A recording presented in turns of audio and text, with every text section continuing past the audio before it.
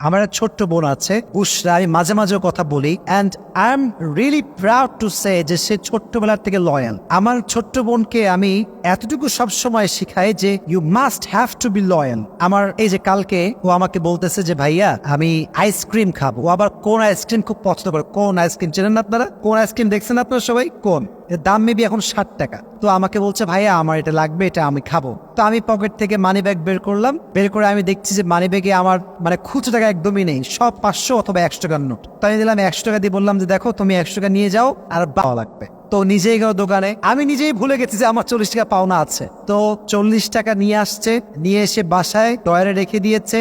মা যখন আমার ফ্ল্যাটে আসছে, আমি আলাদা ফ্ল্যাটে থাকি আর কি, বাবা মাকে রেখে, বাবা মা আর এক পাশে থাকে। তো যখন ফ্ল্যাটে আসছে, আম্মা যখন রিক্সা থেকে নামছে বলছে ভাইয়ার টাকাটা তুমি ভাড়া দিয়ে দাও, আমি তোমাকে পরে টাকা দিয়ে দিব। বলছে না, ভাইয়ার টাকা আমাকে দিয়েছে, ভাইয়া বলেছে আমাকে ফেরত দেওয়া লাগবে, এটা আমি ভাড়া দিব না। মা অনেক বুঝেছে আমাকে দাও, আমি তোমাকে দিচ্ছি, উপরে গিয়ে দিচ্ছি, বা আমি দিব তুমি ব্যাগ দিয়ে দিও না।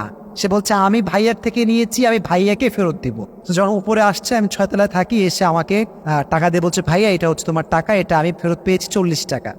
তখন আমি বুঝতে পারলাম যে এই যে ছোট্টবেলার শিক্ষাটা, লয়ালিটি, বিশ্বস্ততা ধরে রাখা, বিশ্বাসঘাতকতা না করা, এটা যদি কেউ ছোট্টবেলা থেকে শেখে, সে বেঈমান হবে না। সে